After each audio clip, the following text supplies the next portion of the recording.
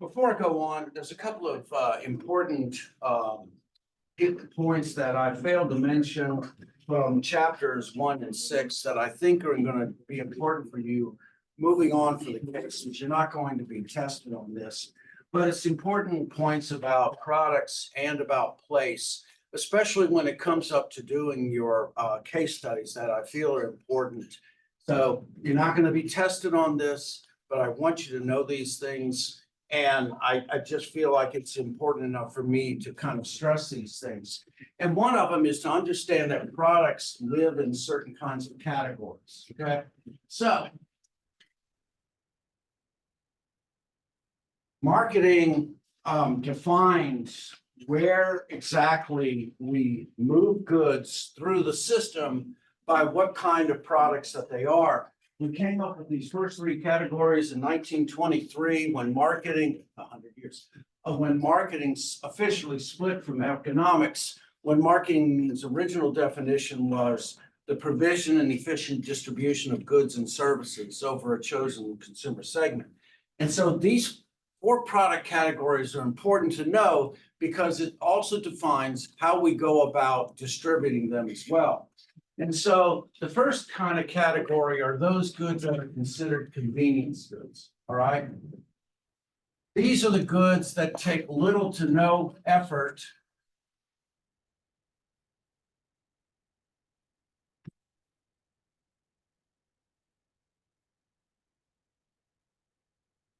in purchase decisions, all right? What defines a convenience good generally comes down to we do not spend a lot of cognitive thinking when it comes to buying these particular goods. And so convenience goods can be thought of as a couple of ways.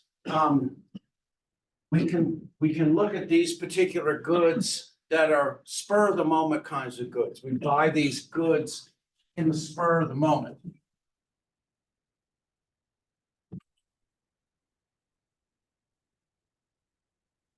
We can also look at several emergency goods as well. And these are goods that basically you buy at the moments that you have to buy them.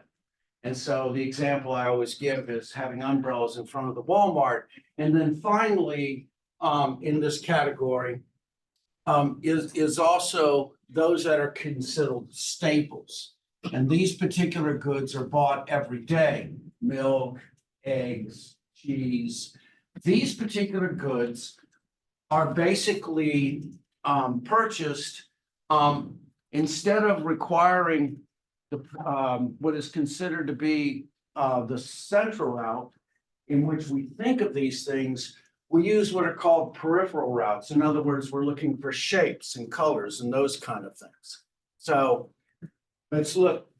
These goods are generally subject to what is known as intensive distribution.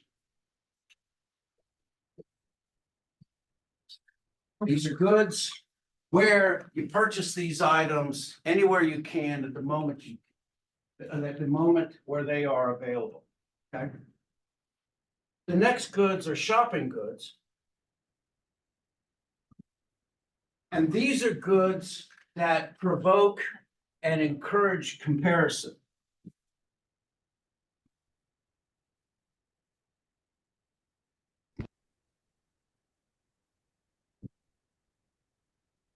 Matter of fact, we want to have selections. We want the consumer to compare and contrast each of those items next to each other. And they are sold more when there are more of them around. It's quite as simple as that. Especially goods that might be considered cognitively difficult with higher risk. And so they encourage the consumer to shop, to go out and see more than one item. And this is, of course, why if you're in any store, you're looking to see more than one brand name when you're trying to come up with decisions about what you particularly want. These goods are either extensive or they are selectively distributed.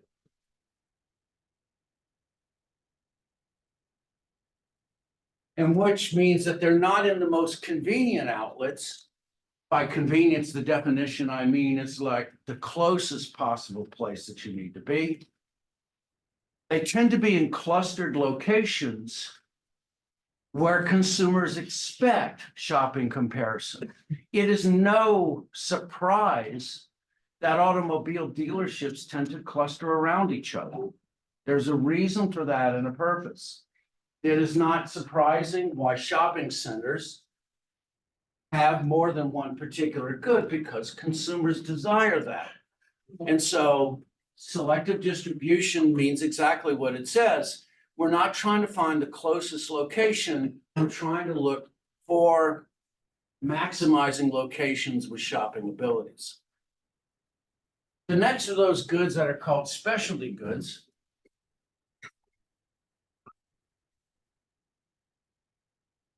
And these are goods that are considered unique.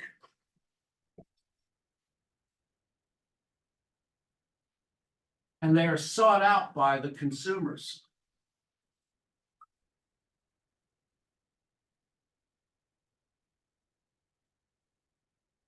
These can be luxury items. They can be prestige items.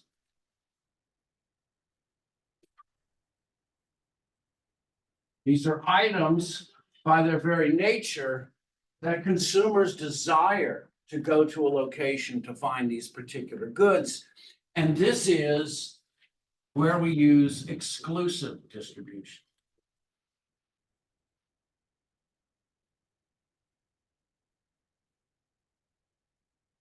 And the locations tend to be strategic. Well, they're all strategic, but they tend to be very strategically placed as hub areas around other locations. And these goods bring consumers in no matter where they are. These flagship goods create their own shopping experience. And so in distribution sense, what you're trying to do is find the best location, and you're deliberately limiting where those goods are. The last is known as an unsought good. And these are goods where consumers don't want, or let's just say, don't want to search, but need. Okay. These tend to be exclusive as well, but for an entirely different reason. Unsought goods were discussed in the 70s. Unsought goods would be things like burial insurance, insurance in general. Those are items that don't necessarily, people are not going out of their way to get, but you can't do without them. I think I've told this story before. My mother, after she got money from Hurricane Katrina, she bought a cemetery plot in the town that I grew up in, Long Beach, Mississippi. And she said, honey, I don't want you to worry about me. I've done all the selection I need.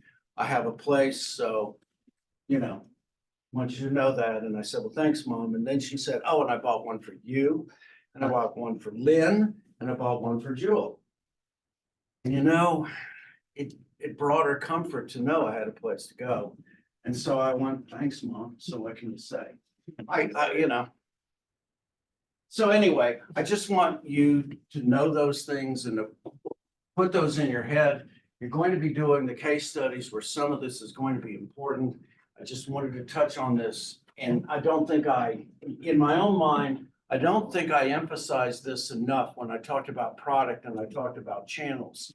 And so I want you to put these two together in your own mind.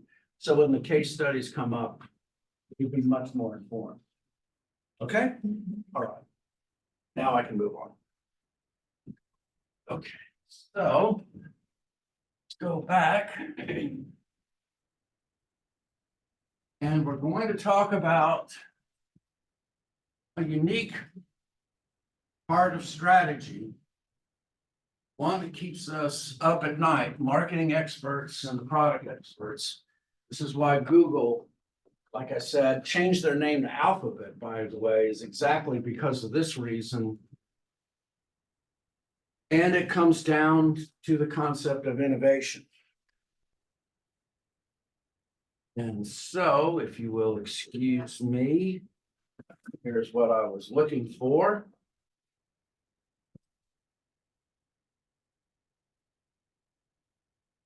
So let's talk. So this article was written in 1967. Oops.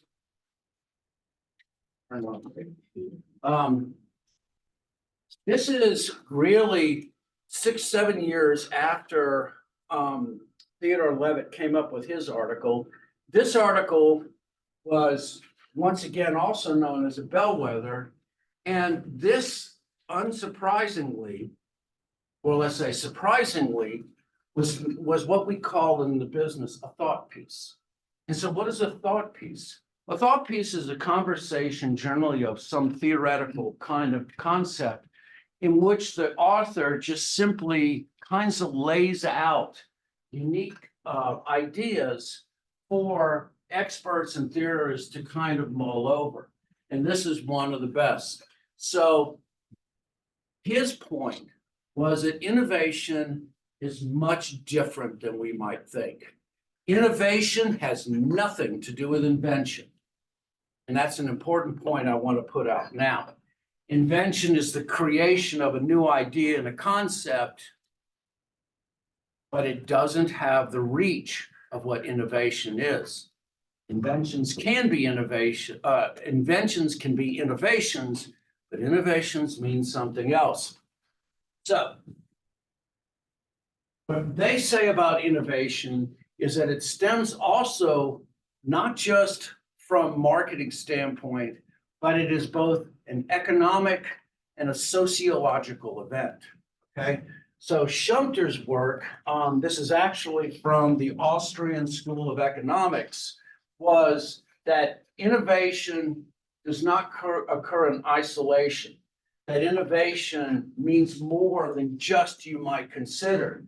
It means construction of new plants and new equipment, the introduction of new firms, and the rise of leadership in new places. And what he specially says about innovation when it really hits is what's called a discontinuous event. D-I-S-T-I-N-I-N-U-O-U-S. It's a discontinuous event. A discontinuous event means a fundamental change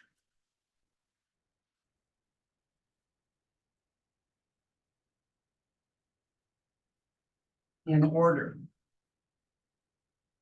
usually coupled with society.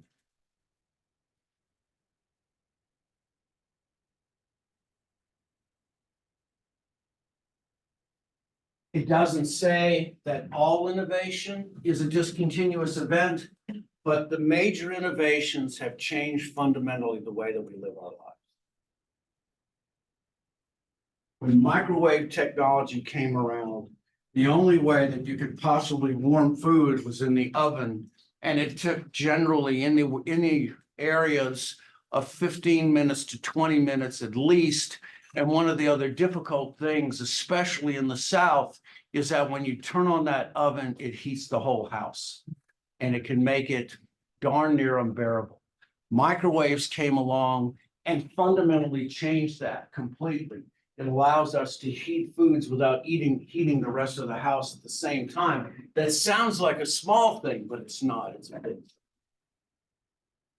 When computers came along in 1975 to 1980, it brought a strength and a power to the lower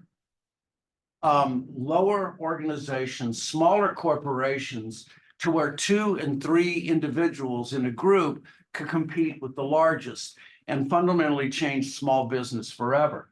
3/4 of all new hiring in the United States now comes from organizations of 50 people or less.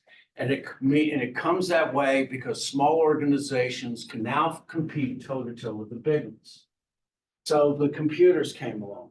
The internet was a fascinating one. The internet actually came around from a DARPA project because they wanted to find a way for there was a survivability if atomic bombs would happen to land on a central military location. The internet became sort of a fast rail system for information to pass back and forth. In 1992, the United States decided to completely deplug from the internet, take away all funding, and ironically, of course, is when they took funding away and the government stopped it, that's when the growth of the internet happened. These are what discontinuous events are. They fundamentally change the way we do things forever. And so if you read through his discussion, once again, this is an innovation because we think of things in a much different way. We're talking about sociologist Everett Rogers looks at this as new. We look at Shumter says it sets the stage for new production. And what they say also is, once again, and I hammer this over and over again, is that it is a process. It is qualitatively different from the distance, and it is a reconception of reality.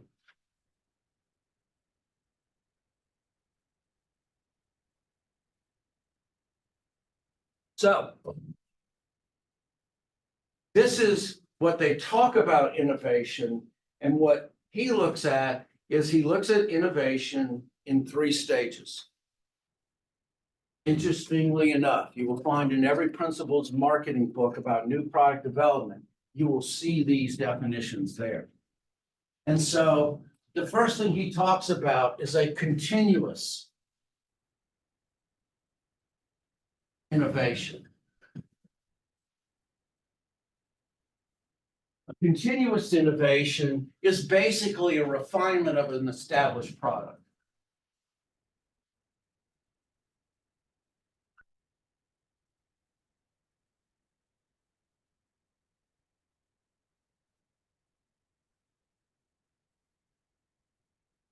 Okay.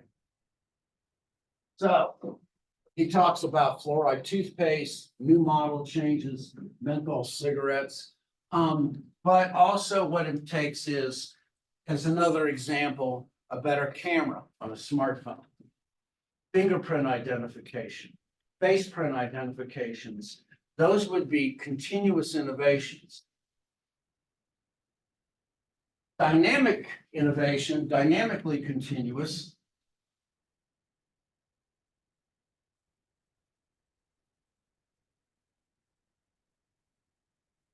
are those that are more, it doesn't generally alter established patterns, but it is the creation of a new product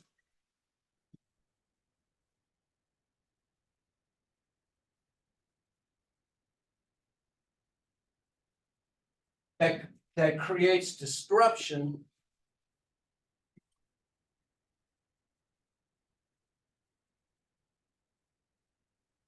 in existing product lines.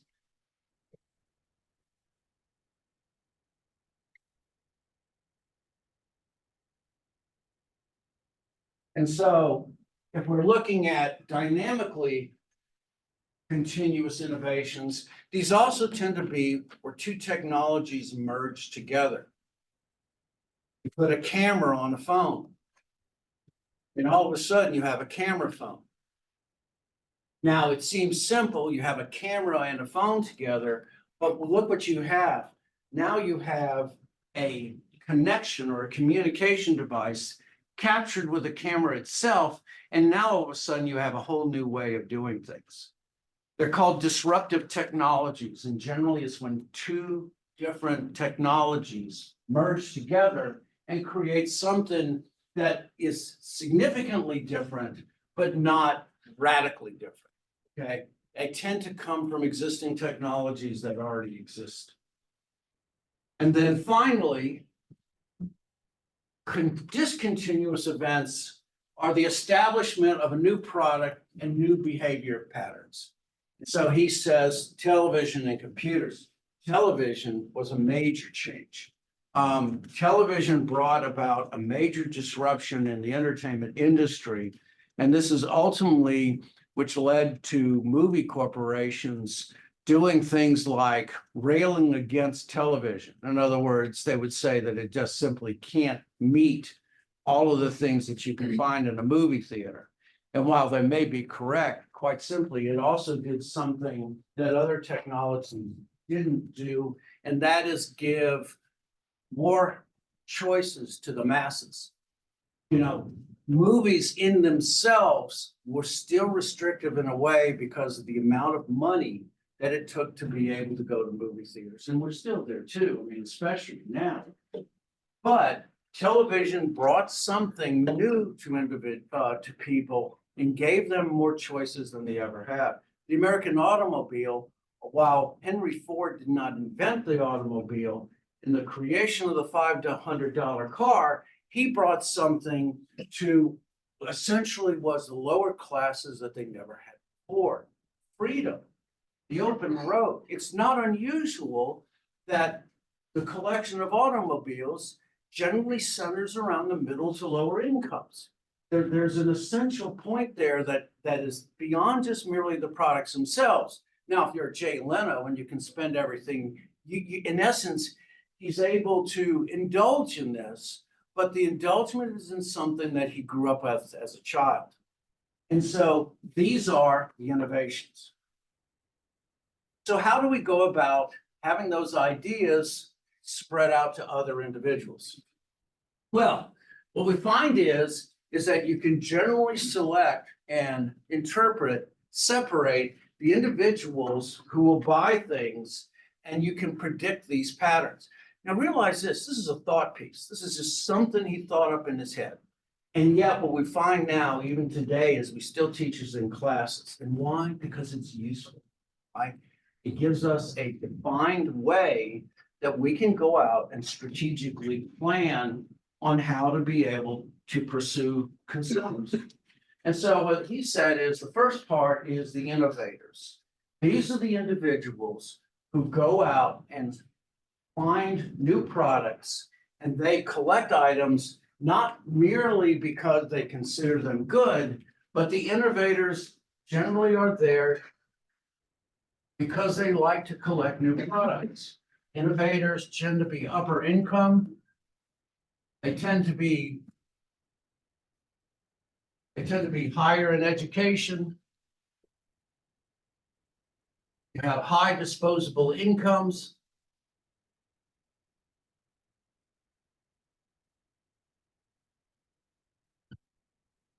And so generally they are the first individuals to buy everything. And so the innovators are a very difficult group to be able to,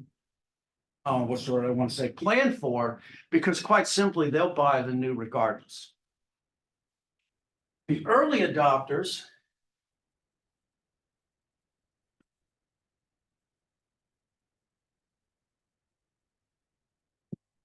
they tend to be middle to upper income.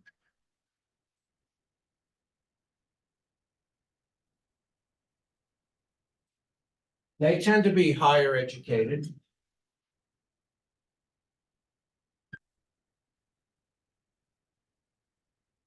But their thoughts and purposes to buy things basically come down to pragmatic reasons.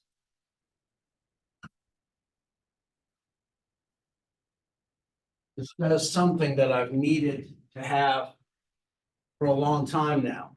I'm able to do something in a more functional way than I could not have done before. It saves me time, which is always one of those big things, especially now with time pollution. The early majority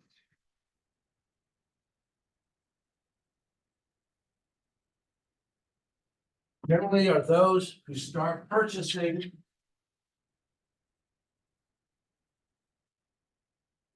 from the growth to maturity stage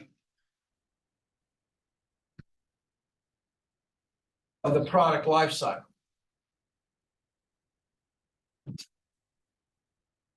However, they are not necessarily swayed by the pragmatic reasons that the early adopters are. They're looking at the early adopters as an affirmation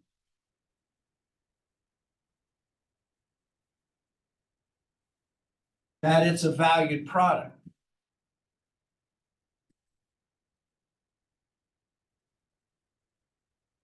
We're starting to get into the individuals who buy things because it's all right. We start to have esoteric reasons for the purchase. They want to be thought of as trendy. And so instead of looking at the valued reasons why this item should be bought, they are looking at the influencers, the early adopters, as a confirmation that they've made the right purchase. And so if I'm a marketer and I'm a marketing strategist, my point is to get the affirmation of the early adopters. They're the people I'm trying to get the greatest satisfaction from, because if I grab the early adopters, I've grabbed the early majority.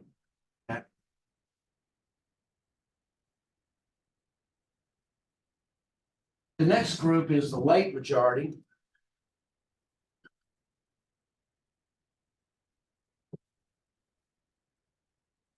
This is when the cycle is long in the maturity stage.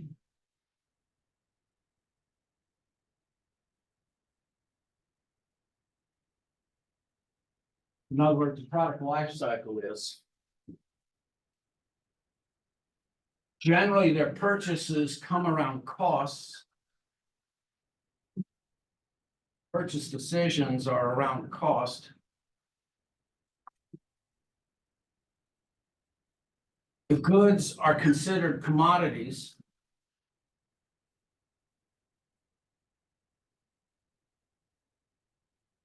And these products are no longer considered new and unique. As a matter of fact, we have probably seen some point where new products have come along, and perhaps these goods are even obsolescent. It's important also to define what obsolete versus obsolescent means. So obsolete, as I've said, is a good that no longer has a value, like whalebone and corsets. Obsolescent just quite simply means it's still a viable good, but something else has come along that's better. That's all it means. And then finally, the laggards. Oh, by the way, these tend to be middle to low income, high school education,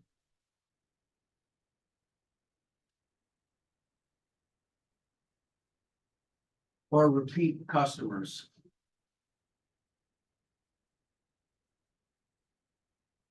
And then finally, the laggards that purchases because there is no other choice.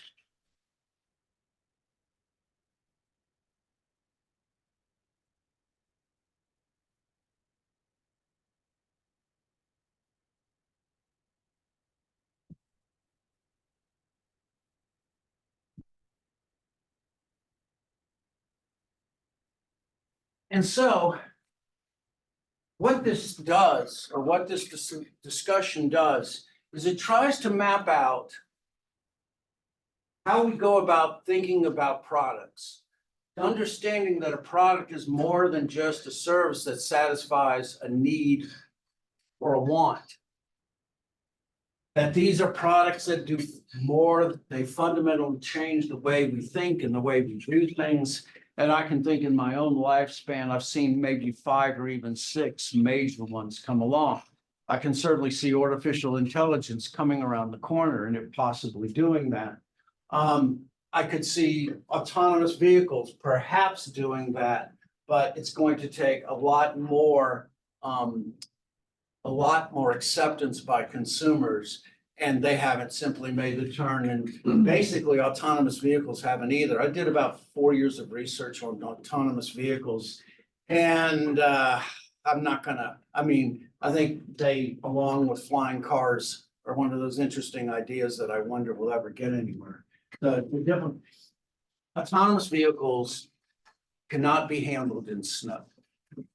Snow throws them crazy. All right. I did this article, I wrote about it about autonomous vehicles, where you're giving up your ability to drive to an artificial intelligence. And I waxed and said, what happens if 2 autonomous vehicles crash into each other? Maybe one decides that it's better not to crash in you and instead goes off a bridge.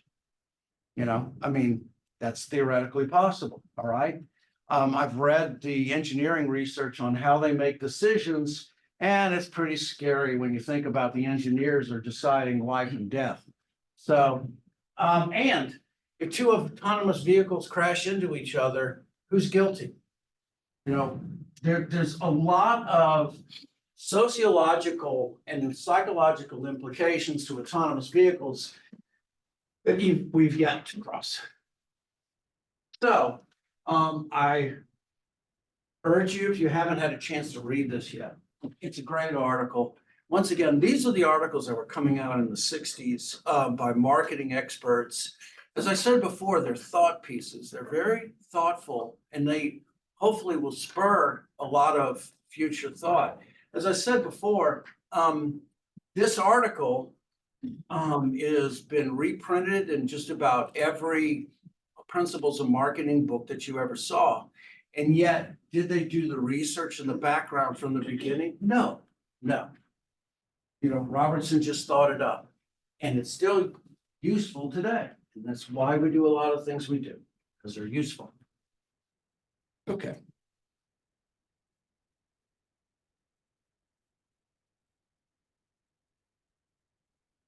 All right.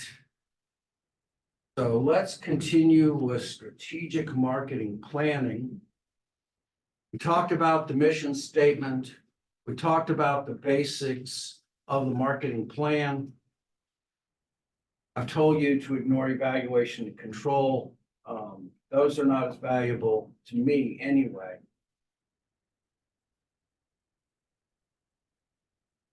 And we got to this part. Every good organization at some point or another will be faced with crisis management.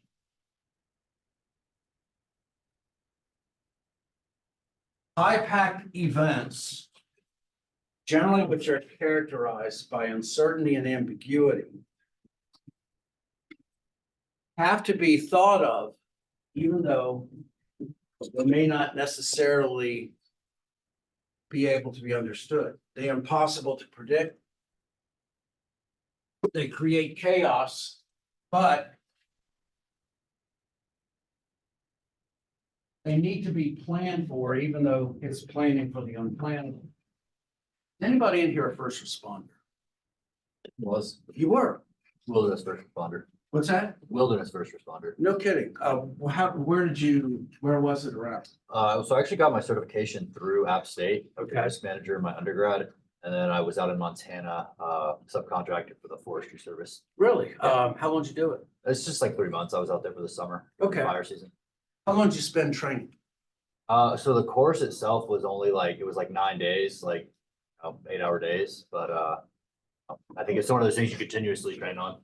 Yeah, absolutely. And just curious, what are some of the subjects that you had to tackle? So it's just basically, at least in the wilderness respect, it's keeping somebody stable until you can get into the front country and get them to a hospital. So Yeah, everything from like broken bones to, high altitude stuff. I mean, that's interesting. It really is. So you're one of the most unusual people on earth because you run towards disasters instead of walking away from them, right?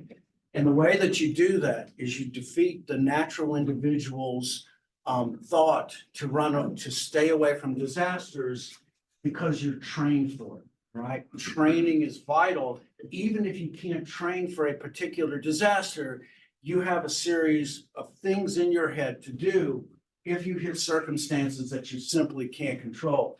You can't control a wildfire that is spreading out of control, but you can take care of individuals who may be injured or hurt. You have those things in your plan.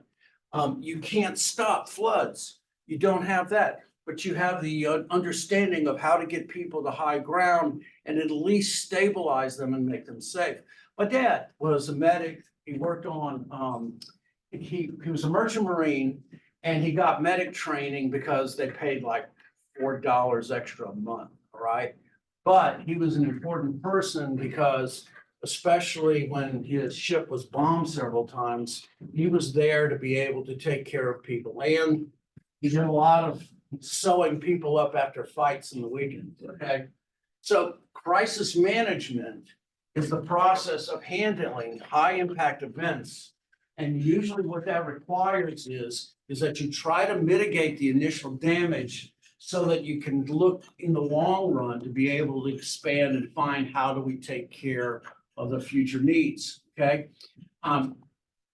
You learn the events that happen because if you understand the behavior of individuals in the crisis themselves, you can hopefully prepare for success or failure.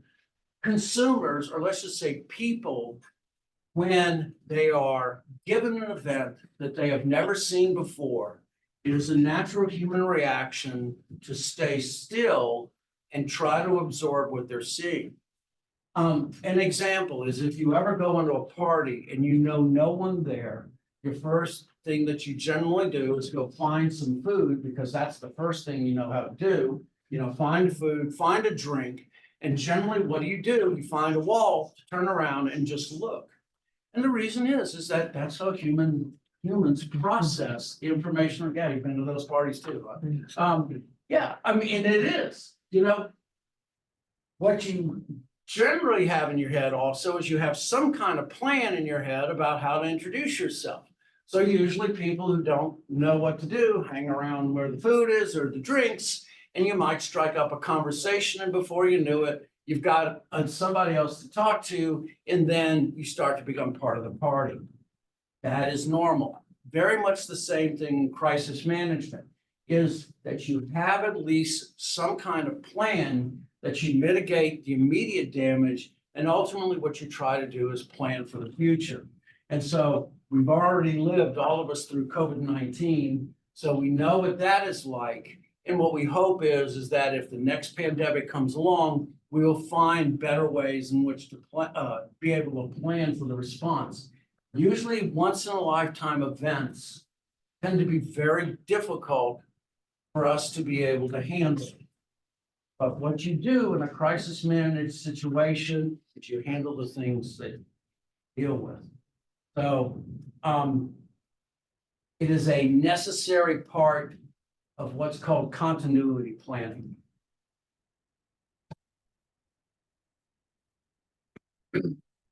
So I was part of what was called a business continuation group in the bank that I worked for. We didn't want to call it disaster recovery because it says that, we can live through disaster. But what it basically meant is, how do we go on? And so one of the things that you plan for is what happens if your business gets wiped out tomorrow, beyond anything, all right? With a bank, you have a fiduciary obligation to the communities that you're in, especially as state-sponsored banks. You have to go on. There are people in the communities that count on you. And so in a large federal bank, you don't have this. But when state-sponsored banks, local charters, you have an obligation more than just trying to keep your business going. You've got to be there for the public. And so you anticipate those particular problems. You prevent things like having 24-hour generators that'll kick on at any moment. You come up with survival mechanisms. And then hopefully what you do is you plan for the unplannable. And so the way we came up with a plan is we came up with a concept of what would happen if the bank were literally wiped out of existence overnight, like a tornado. And so that made us contract with corporations that are in the United States. There's plenty of them, for a 24-hour delivery of a temporary bank that was, part of a mobile home, so that the bank could get up and running. It also meant that we kept our records stored in Atlanta, and they were shipped 24 hours a day to the Atlanta location. So we had a backup of our records. Of course, now everything's done on the internet, but those are the things that you have to do.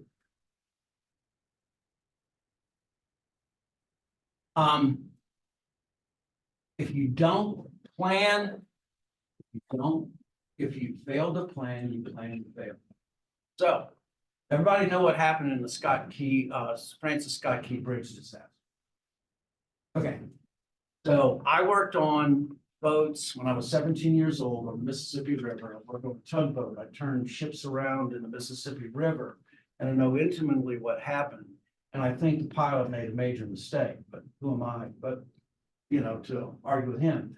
But I think he made a critical error, and I think that has to do with, is training. We are getting sloppy when it comes to training. I don't have to tell you, I'm flying in New Zealand. I'm a little bit skittish right now, okay? I just find that we are not preparing ourselves as professionals as we used to be. So here's the Francis Scott Key Bridge. This is the dock. The ship was I forgot the name of it. Anyway, so what happens is the ship pulls away. You've got two tugs on the port side. And what tugs do is when you hook two tugs on one location, they do two things. The tug pushes or pulls in this direction, the bow around, and the tug in the back pushes, and that's what turns this puppy around. Now, a ship has to be going 8 knots for the propellers to be able to provide direction, all right? When the ship slows down too much, the rudders are basically useless. So it starts to go down the channel, it's going 8 to 10 knots, and then they lose power to the entire ship. The ship has 4 generators. The generators kick in within 8 seconds. But the problem is that they don't have the circuit breaker set to the correct ones, and that wastes 30 seconds. What happens is the pilot comes in, we're coming towards a bridge now, we're 2 minutes away, and he drops the port anchor. By the way, starboard port, this is the direction of the ship. They call it starboard because the Vikings actually had a board on the right side of the ship, and that's what they steered by in the stars, and that's why it's called starboard. The port side means exactly what it says. That's where you docked. Docked on the port side, where the port was, okay? So, coming here, they drop the anchor, but they only drop one. And this, to me, is the major problem, because you're talking about a ship that had 20,000 containers on it, all right? They should have dropped both anchors. Drop both anchors, full speed. It's too late. You're running, and they hit the bridge, and even worse is they hit it with a sideways kind of hit instead of hitting it directly on. And what that is if anybody knows anything about the Titanic, you create a shear effect. And the shear effect shears off the bridge and everything goes. Okay. And so, my dad was a pilot, unlimited tonnage, unlimited waters. I wish he was here when I talked to him about the Suez Canal thing, and I asked him what it was. He repeated, a captain was responsible for the crew and the survival of his vessel. So it's always comes down to the captain. This is a contingency plan that, although in place, it completely fell apart when one or more contingencies came upon itself and they didn't have enough time to think. And so it is important to have strategies and systems in place, but you gotta follow the strategies as well. So like I asked Dad why are naval vessels crashing into each other, and he said seamanship. He said they should take all of those sailors, put them out in the oceans for 3 years and let them steer the ships. So what can I say? So let me go on and we'll wrap this up for chapter 2. We'll take a break and then we'll come back. The significance of a marketing plan is that we explain the present, we give it a snapshot, and we talk about the future. Situation analysis and the SWOT are where we are now. And remember, in the SWOT analysis, do not interpret the facts. Put the facts there. The SWOT analysis will help you in the interpretation. The marketing plan should look at expected outcomes and describe actions and responsibilities.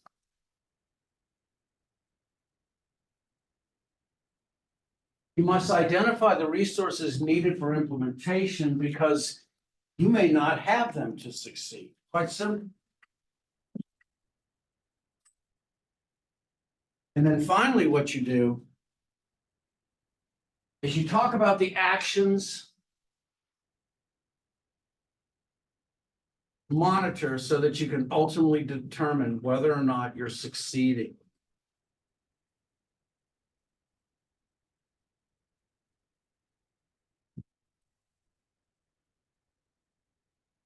Marketing plan, if we talked about Theodore Levitt, who said, if you don't know where you're going, anywhere will get you there. The marketing plan tells you where you're going.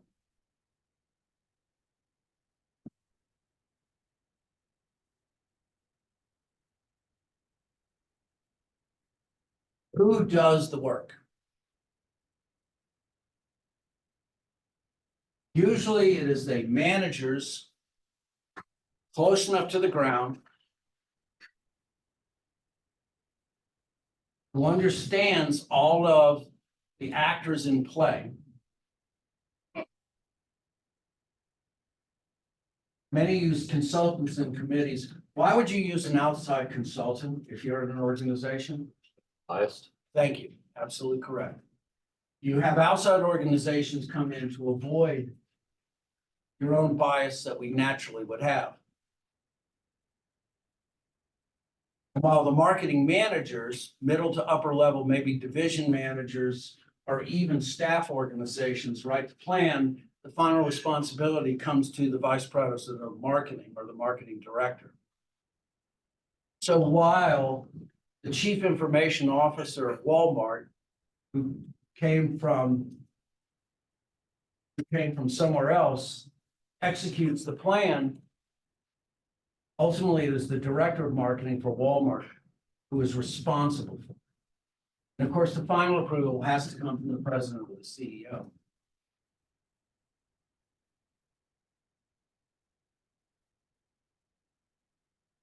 When you do your planning for your cases, I want you to think as a group that you're the rainmakers. You're coming in, telling these organizations, you're coming from the outside, what they have to do in order to achieve their goals and what they see are the major considerations and the particular cases that we're working.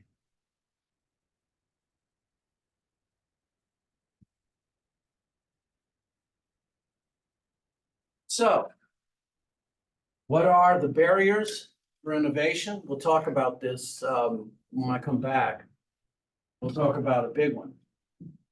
What's the biggest holdup? Organizational resistance. Usually those corporations, those individuals with their own turf,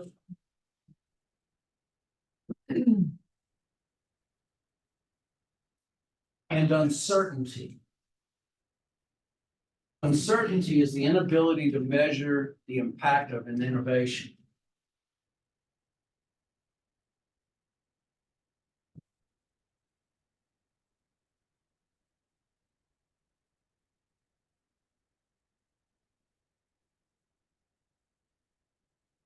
And of these first three are the most important, the limited human resources with the necessary skills.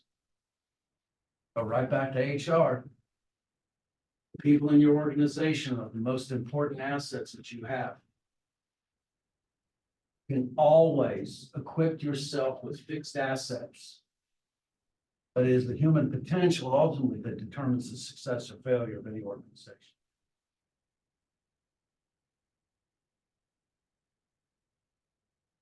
Because the limited human resources who lack the necessary skills may be those people in the organization who are resistant to the risk because they cannot see the future. It all comes back on itself.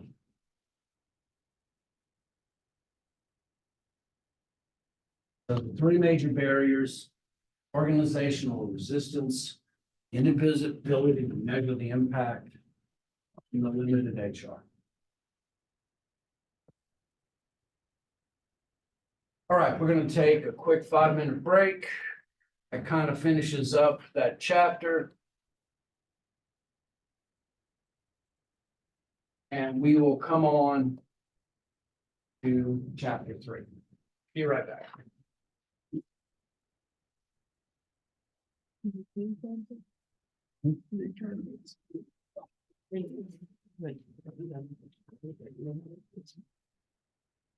That never goes.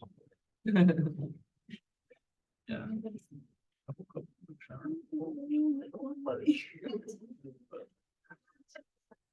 Is money.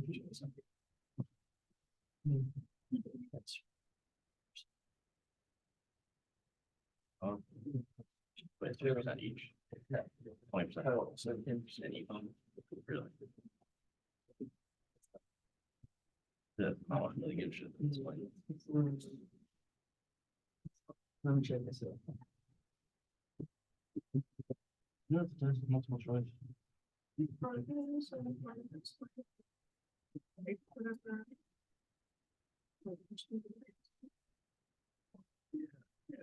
Questions and answer. Okay, yeah.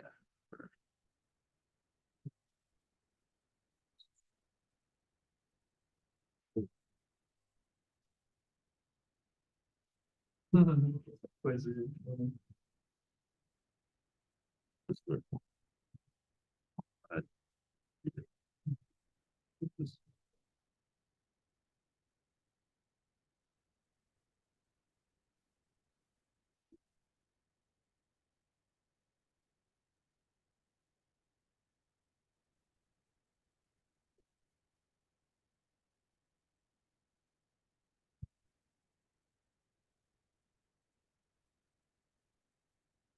That's good.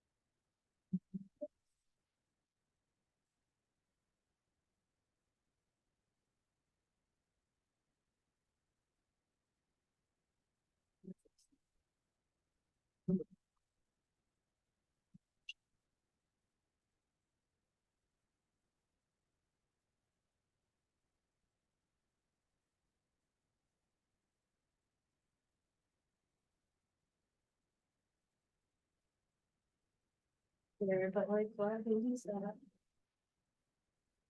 Oh, yeah. I think I can know.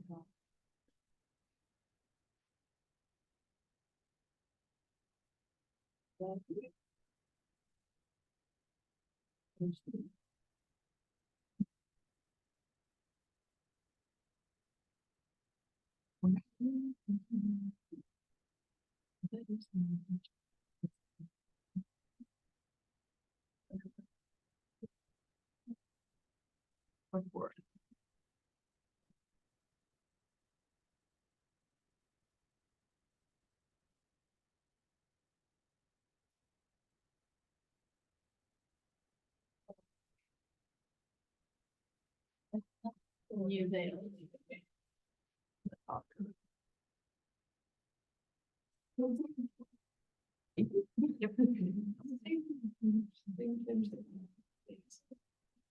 Yeah.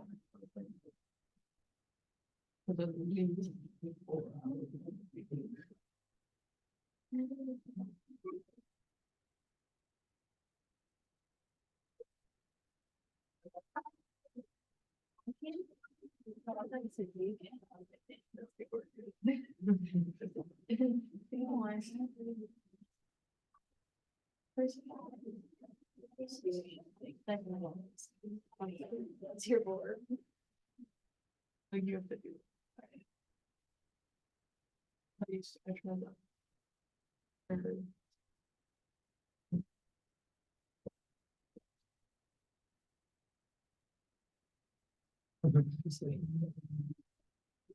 William?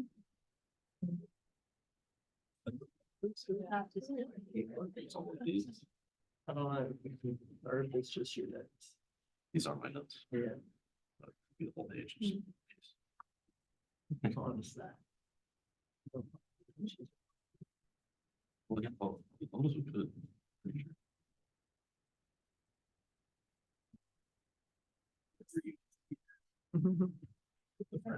Well, you gotta put it in back. We can use. We can use this. Right, we can use this. My phone.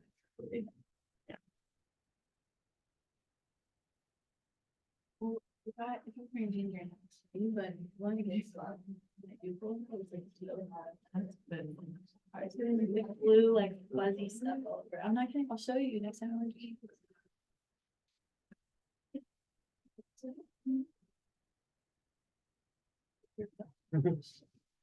No, it's. I don't think it's fine that they grumpy meat actor. Just like. We're gonna make tacos. Did you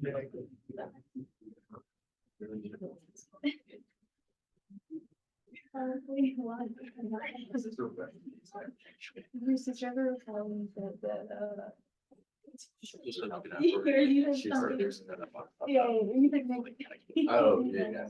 Yeah, that's true. So, yeah, exactly. Something that is like. Whatever you like. Yeah, that's what I do. Oh, I'm sure that's true. I don't know. Or somebody else. No, I say they're not a friend. Yeah. That's the only reason, like, here's my.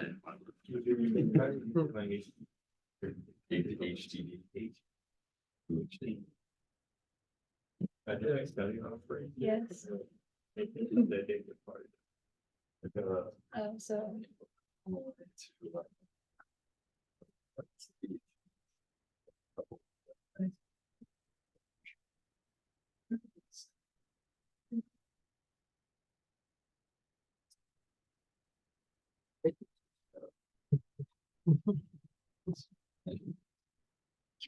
That was how you feel.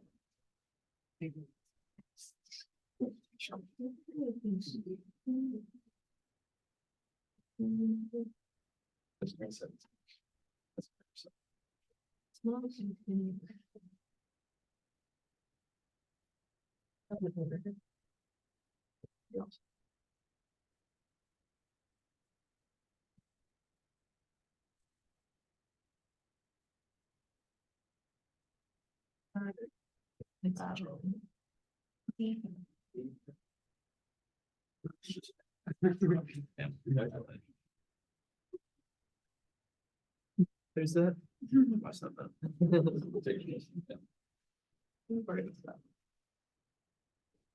Okay, so I promised you this a little bit before, talking about innovation. This couples with the last conversation we had about not being able to be sure about success. The other part is the individuals in an organization that kind of protect the turf. So 2 years to 1 year before the launch of the iPad in 2008, 2009, Microsoft had a skunkworks project going on called the Courier.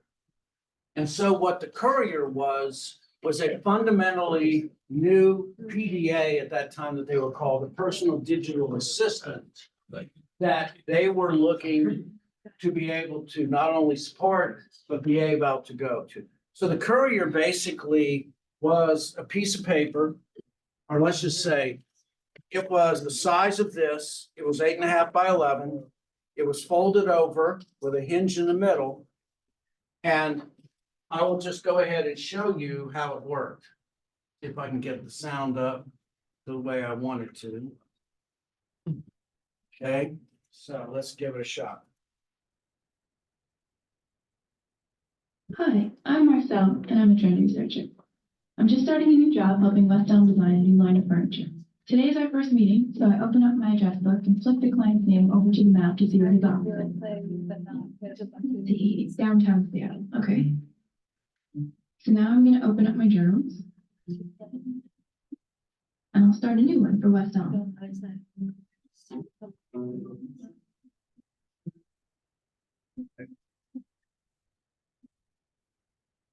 So I've got some to-do things from the kickoff meeting. I plan to collaborate with West Elm's designer, so I gave him access to this journal. This project will be my life for the next few weeks.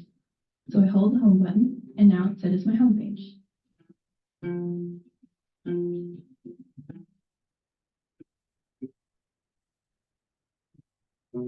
After the meeting, I head over to the materials expo and take some photos of the near samples I like.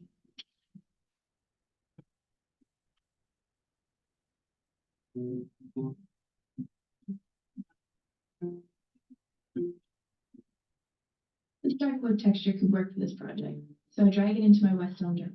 So I make sure I remember this one. Poplar here. Okay. Now I do a little online research. I pull up the web and check out some design blogs.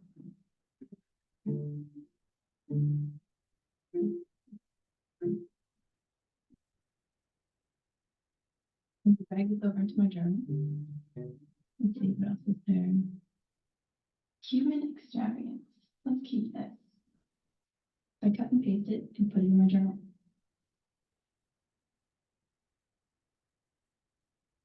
Okay, so that's kind of a little quick idea of what the Courier was.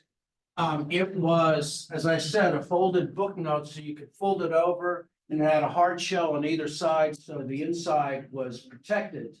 It was ready for production and rollout, ready to go 6 months before the iPad came out. Now, at the same time in 2008, Microsoft owned 92% of all of the desktop online operating systems, and it held that pretty firm. The people within Microsoft's group canceled this Courier group because they saw that as a threat to Microsoft Office and all of the other operating systems as well. So, does anybody remember what I said in terms of how many operating systems Windows now owns? In terms of the platform environment? Like 30%. 30%. The iOS operating system and Android has successfully taken over that area where Microsoft once dominated. And this is an example of the failure of individuals within organizations to have the vision to see when success could be had. Because just think about what they would have done. They would have not only held that position, but they would have created the standard or the expectation of what a tablet environment should be. So the moral of the story is if you're not putting yourself out of business, somebody else will. So fascinating. They're talking about coming up with another Surface tablet with a fold over, and basically you're chasing the same thing that happened 15 years ago. Okay. So let's move on.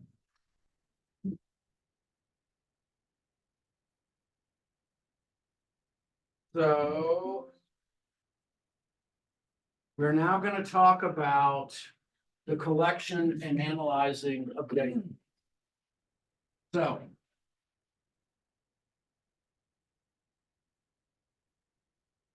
any of you do any research? Any work with any of the professors here or anything like that? Which one? Dr. Pearlstein. Okay, all right. So do you remember any of did they use like SPSS or whatever? We've used that in the past for different research, not really for that one. It's more of been like coding it ourselves. Got you. What kind, do you do like regression or any of those other things? No, it's been more like qualitative research. Okay, so you're talking about entirely different work. So traditional marketing research, the difficulty with that is that the sample size are built around anywhere from 300 to 400 in terms of the ultimate samples. It means that the tools in research are built around being able to find significance in sample sizes that range from anywhere from 300 to 1,000, maybe 2,000 at the onset. Well, the problem with doing research on thousands and thousands and thousands of data sets is that essentially what happens is that everything becomes significant when you're doing research with large sample sizes. And when everything is significant, nothing is. And so the brave new world of analytics requires us to use entirely new and different tools. So we started collecting information really from the onset, even earlier than the 70s and 80s. Data information started being collected in the 20s.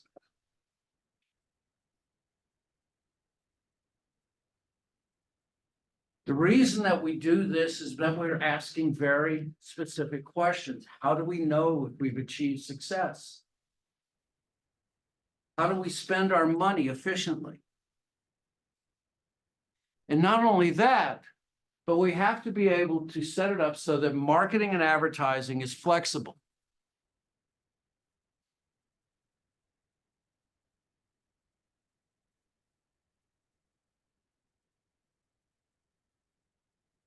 Not only that, but we have to focus on what are the things that consumers do.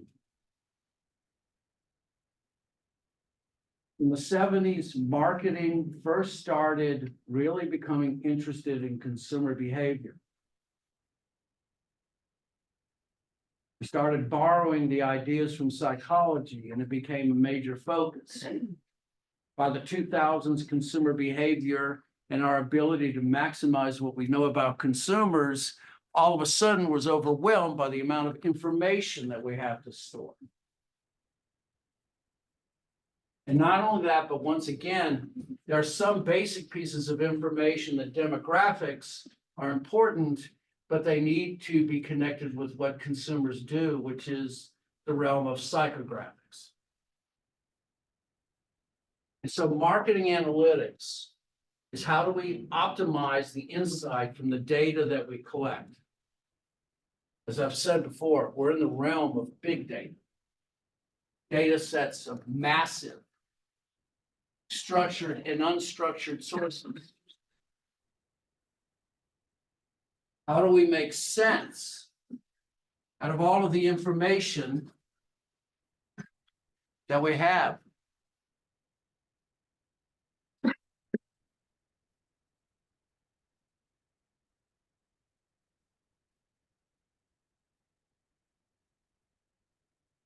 Our decisions are only as good as our ability to analyze the data.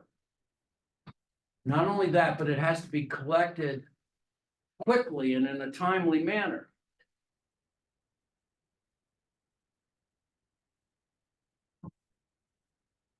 And so the collection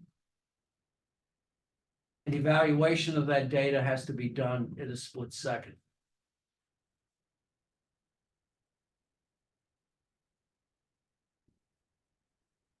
Even from an average supermarket, we can be collecting hundreds of thousands of transactions just in a given day. And how do we make sense of it? In the era of big data, we have to be able to use things now, such as artificial intelligence, to be able to determine whether or not we're doing the proper thing. But I'm not giving everything over to artificial intelligence. So what do we get from big data? We can predict trends. We can hopefully demand forecast.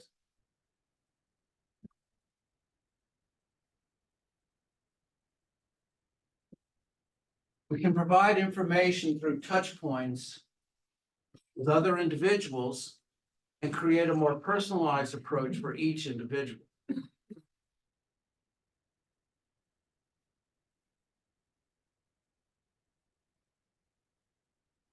What are we analyzing? We're analyzing the three things in the situation analysis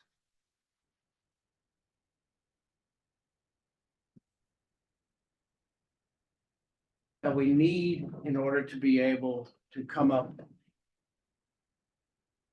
with viable situations. And so we're looking internally.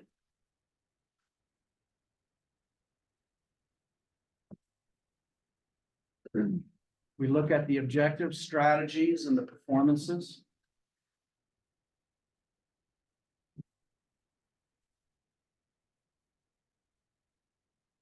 We are looking at the customer environment, how they use their products,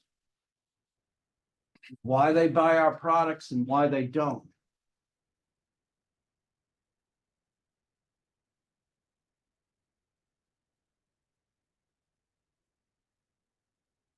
And then finally, the important thing is the competitions that we're dealing with and what are the trends in the future.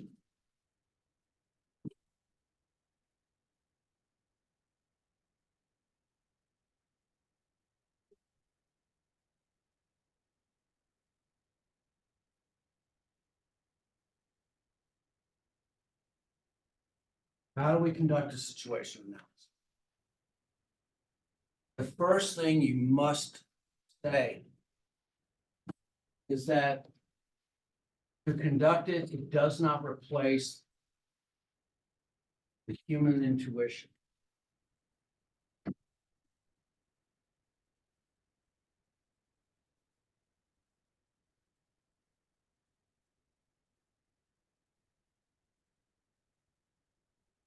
Data can't talk, it can't think. It can give you suggestions, but ultimately you're the individual who must pull the trigger.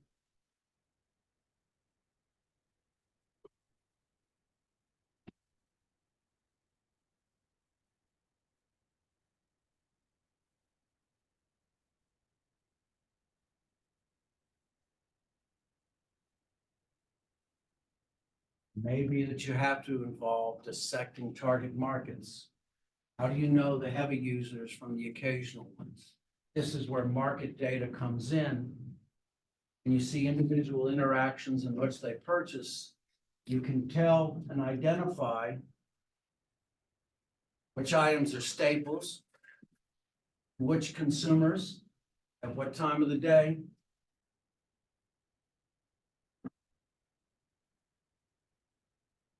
You can match product features with customer needs.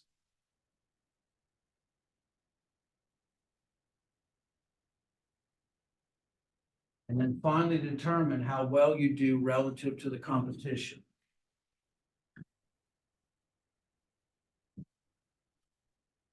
Marketing is an art.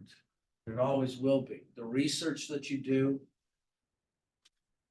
only works when the human can come in and make rational choices from what they see.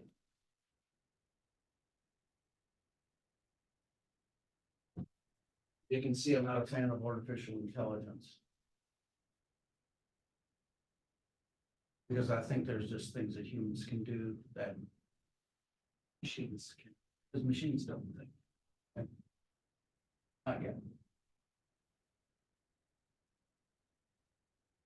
So what are they?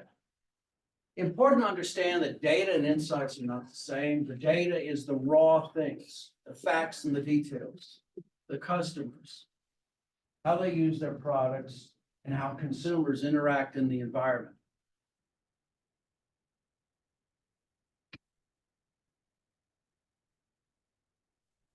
It is the interaction through analytic programs that help us to discover trends and patterns using techniques within analysis.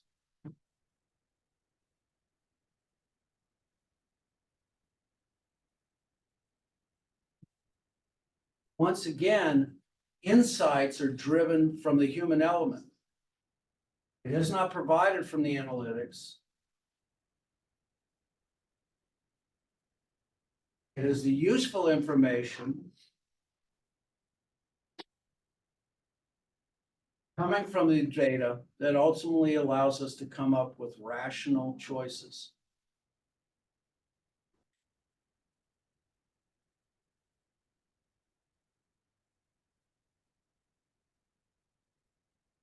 Situation analysis, the collection of the customer, the inside environment and the external environments need to be collected separately. And once again, remember this, it is an ongoing effort. It should be a process.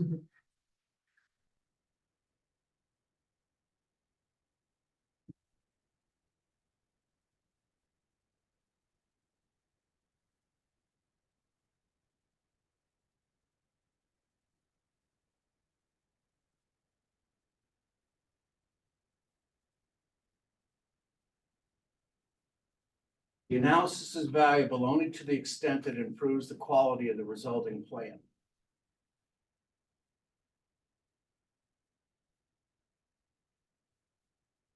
And to get it right, you've got to track it simultaneously.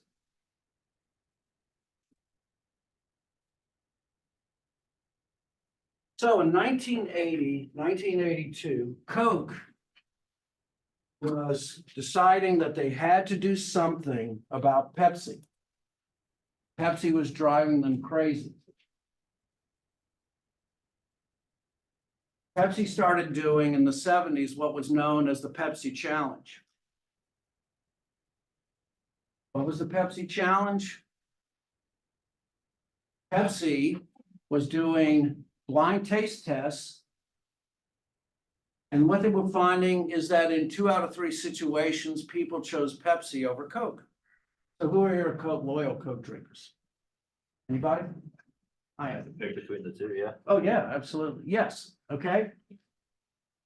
For those of us who are loyal Coke drinkers, the bitter taste of a Pepsi that comes from the black cherry is something that we expect. It's what we like. Okay. Pepsi does not have that. And in a blind taste test, Pepsis always win because Pepsis were more sugary. And so that bitter taste, that expectation that we had in Coke would always lose.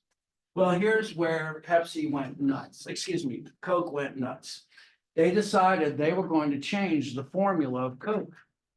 And so they did this research with 50,000 individuals defining a new taste for Coke. And here's the problem, Coke drinkers. Only 6,000 people of that 50,000 were loyal Coke drinkers. And they never asked them whether they wanted the formula changed. So in 1984, they roll out a new Coke formula, and it is a disaster. Okay. The failure is that they measured something that consumers did not want. Coke, which had a 2.5% to 4% lead over Pepsi, all of a sudden found themselves pulling equal in terms of Coke and sales. And so after 6 weeks, of getting beat about the head and face, Coke decided that they were going to keep the Coke that they had, call it New Coke, come back with Classic Coke, and Coke went back to the winning ways. And eventually, after a year and a half to 2 years, New Coke faded out. This is an example of the difficulty of saying that insights and analytics are not the same thing, that intuition is required in being able to make proper decisions. I like Pepsi actually as a corporation. If I had to work for either one of them, I'd work for Pepsi first. Pepsi decided in the 90s that they were no longer going to try to fight Coke. They looked at their organization and said, what do we do well? Well, they found out that they're very good at doing product development. So they went away from that. They bought Pizza Hut. They bought A&W root beer, but not the root beer. They bought the stores. They bought KFC. They bought Taco Bell. And they bought, oh gosh, Long John Silver. They started creating these fusion stores where they put them together. They spun off an entire new organization called WOW. And now WOW runs all of those, and they're enormously successful. In 2002, Gatorade was up for sale, and they did not bid on it at all, which is stupid. They could have at least forced Pepsi to bid on it, stretch them, and they didn't, and it was ultimately unsuccessful. So what is the relationship of all of these together? So the customer environments take up those important of all the 5 W's: who, what, when, where, why. The who and the why basically come together and put together the economic and the competition, the environmental policies and the environmental socio-cultural helps to put together the where, and the technology is the when, and then the external legal environment. In essence, they all come together. The internal environment in the organization, the customer environment outside, and the external environment, which is the playing field where all of these things work together.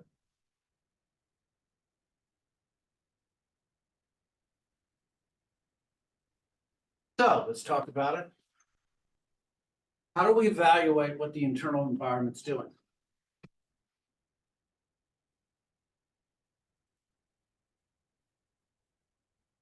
The first is we use sales performance, market or market share, and then share of customers also in a very invaluable one as well, but that tends to be out internal.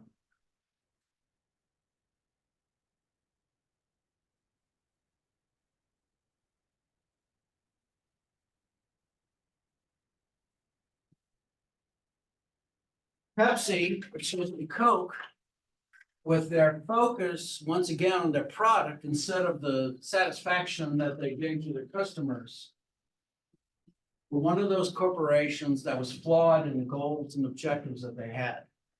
They wanted to beat Pepsi. But what they did not realize is they were fighting a fight that was unwinnable.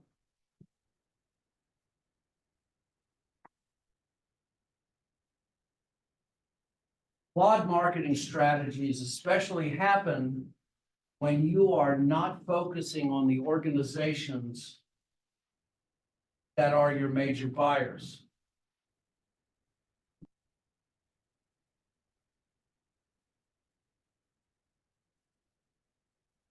Implementation issues generally happen especially when you do not have the resources to sufficiently fulfill the markets you're going after.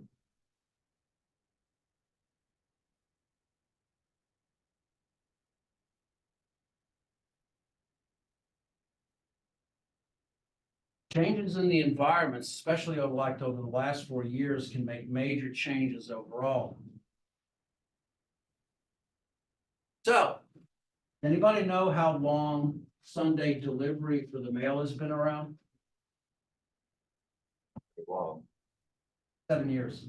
Yeah, I mean, Sunday delivery was one of those things that quite simply never happened. But especially with the advent of COVID, the US Postal Service had the advantage of having the best last mile delivery structure in the United States.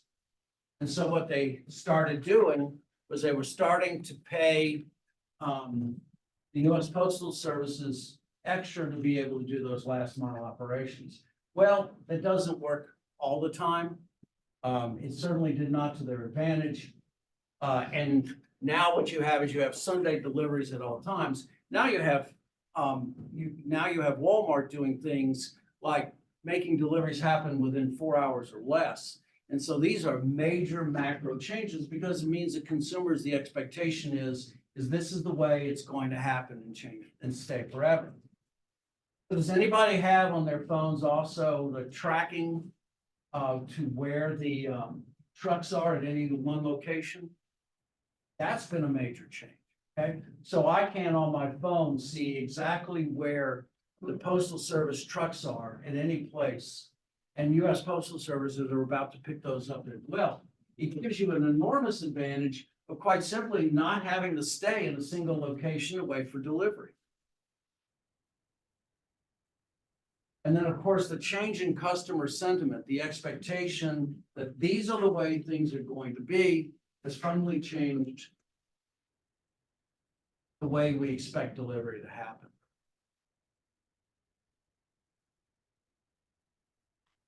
And so the objectives that Microsoft had of being able to maintain 92% of the platforms, which they held for 30 years, now is a very unrealistic idea. So anybody know where Bill Gates got his education? You know what his dad did, by the way? Anybody? I mean, it's kind of, Bill Gates' dad was an investment banker, all right? Bill Gates' success had nothing to do with what he knew about electronics. Paul Allen was really the guy in the organization who was the programming genius. What Bill Gates did was he was an excellent individual when it came to strategy until he blew everything up and tried to control everything. And now we have the history of where they are.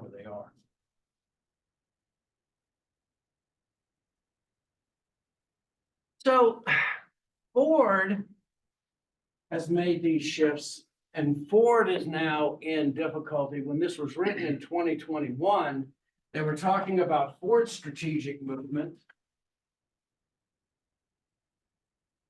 where they are eliminated slow selling smaller cars and developing new electric vehicles, and they're taking a bath on it right now. So Andy Mullally in 2004 was one of the individuals who was to be one of the successors at Boeing. So Boeing, he was up for CEO at Boeing. He interesting guy, engineer. Andy Mullally was one of the crews that created the first digital cockpit. So one of those forward-thinking people. He was up for Boeing CEO. He didn't get it. Interesting the way where Boeing is now. And he was hired by Ford Motor Company. So when Andy got into Ford Motor Company, the first thing that he started doing was eliminating the number of vehicles or the number of frames that they had, okay? So the Ford strategy shift from 2005 to 2010 was this. They got rid of Jaguar, they got rid of Land Rover, they got rid of all of the other particular items that they did not necessarily need. Jaguar was another. Why did they buy Jaguar? Anyway, you know how many different radiators that Ford had? Talking about Delta, how many radiators they had? 35. You know how many radiators Toyota has? 1. Okay. So it just gives you an idea of the focus that he needed to change. You could not call an individual within the Ford organization unless you were on the same level as a manager. You could not call a higher up in Ford because that's the way their organizations were built. He tore that up, okay? He went to more efficient body structures. He got rid of the waste there. And until 2013, he had the highest acceptance of any Ford CEO. And that included he was able to negotiate 3 successful labor contracts at the same time. He retired in 2014, worked as a consultant for Google, and now both Ford and Boeing are going through what they're going through now. One of the difficulties, of course, that I see with Ford is they focused on electric vehicles based upon government help. And sometimes you get it and sometimes you don't. And I think that has been their fallout. They still have the #1 selling vehicle in the United States, which is the Ford F-150. But the electric Ford F-150, anybody want to got an idea how much those things cost? $85,000. I mean, think of that, okay? $85,000.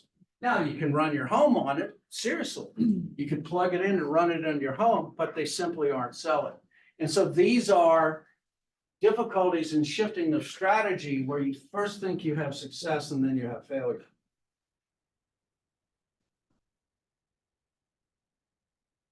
How do we know that we're going to be able to have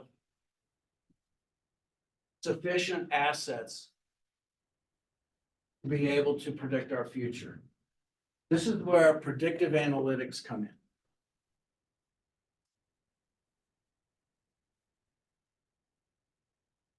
Predictive analytics is a whole series that has to do more with less with forecasting and being able to put together a much bigger picture.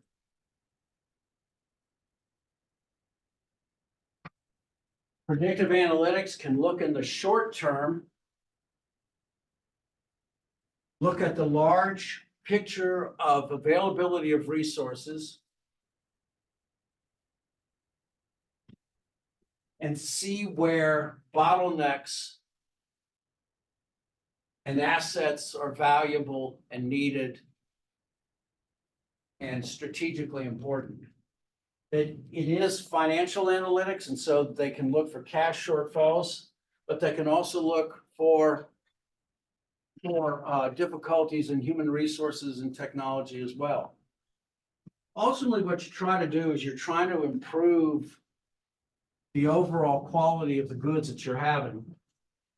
And so, as I say, predictive analytics is an entirely different direction in seeing whether or not you have the goods and able to plot out your futures.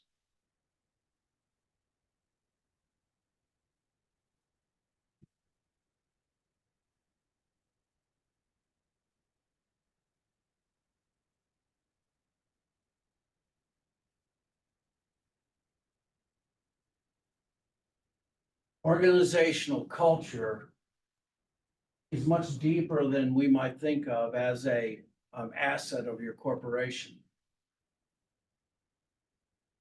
So Southwest, which was known for always its particular organizational culture, have they been able to meet or be able to succeed in the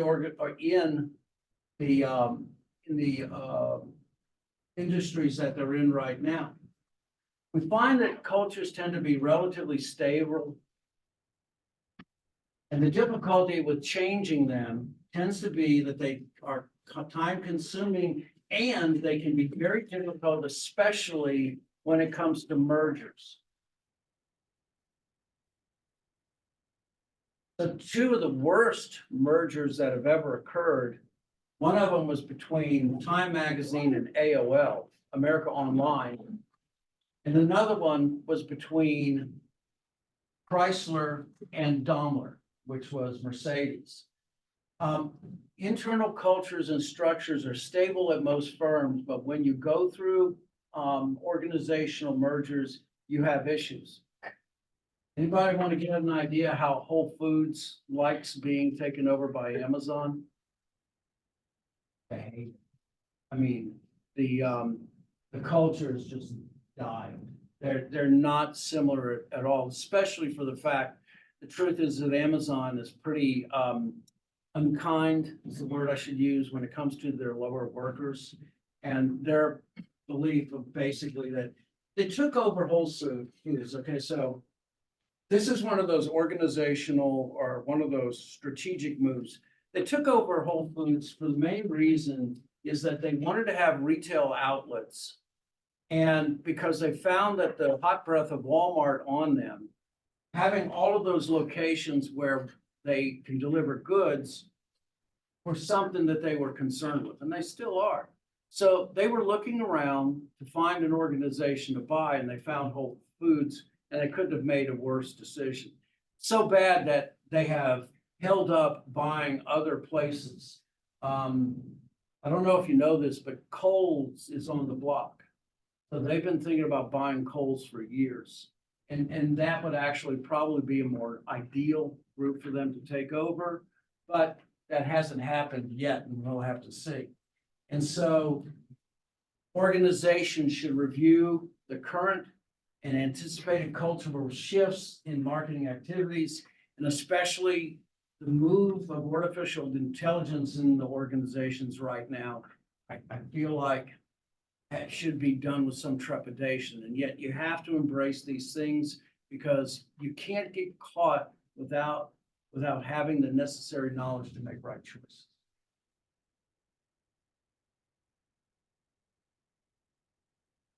So that was turnover. What about the customers?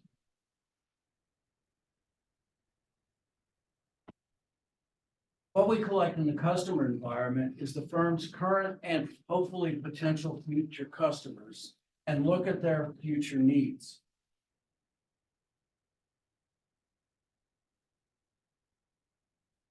Looking into the future and seeing where customers go is really difficult. Innovation tends to be a forced change. And forced changes like that only happen with the acceptance of the customers. This is where a guy like Steve Jobs can move entire organizations and groups just from the dynamics of him as an individual.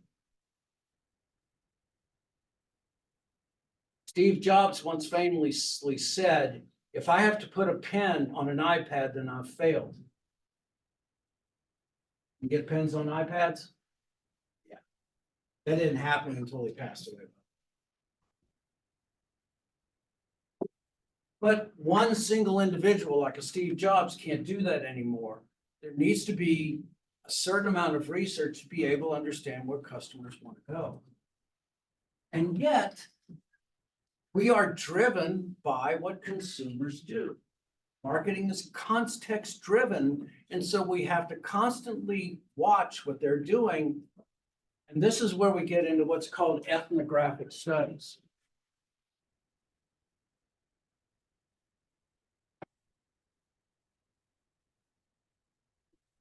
Ethnographic study is watching people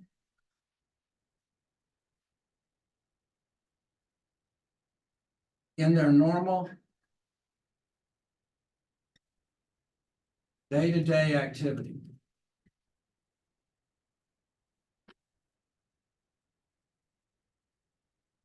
This is how you go about getting these anticipated changes and whether or not we're meeting the needs of consumers.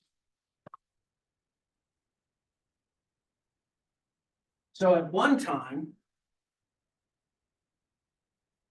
there was an organization that wanted to watch these individuals who were on skateboards and out at parks, doing wheelies on bicycles, and they decided to come up with a clothing line and shoe line that matched that, and this company's name was Skechers. And so where everybody else was trying to go out into the malls and find out what customers liked, they were out just watching this whole skateboard community, and that's where Skechers as an organization came about. And that's why they were successful. The customer environment requires you as a researcher to be able to go and look and see what people are doing. Do you know how they decide what are the best toy lines? Which ones they put a bunch of kids in and they let them play with toys. And invariably, they find out a lot about them. What was the one? So they wanted to make yogurt successful with kids, okay? So they put a bunch, so they decided that one of the ways that they could do it is like a squeeze pop. So they put adults and kids together, came up with the Frogurts. The kids tore off the Frogurts, ate them like that. And the adults took the Frogurt and put it on their spoons and ate it like that, okay? Seriously, okay? The kids were smarter than the adults were, all right? So that's how things happen. It takes interacting with customers to understand where their needs are now and in the future. So how do we know? We have to use the 5 W's. We're back to the W's again. Who, what, when, where, and why. Who are our current customers? What do customers do with our products? Where do customers wish to purchase? When? And why? Sometimes a lot of research is just simply done by asking the customers why. And sometimes we come up with really interesting answers. The whole thing about the LSU football players using Boudreaux's butt paste just came about because somebody happened to stroll into the LSU locker room and saw these big, gigantic dudes using it, okay? Success with the consumer means you go out to where the consumer lives and you find out what they do and why they like them, okay? So I'm going to leave it there. We're going to come back and talk tomorrow about demographic, geographic, and psychographic, and the differences between purchasers and users. So, oh, I'm grading papers. I should have them done by Tuesday. Y'all have a good day, okay?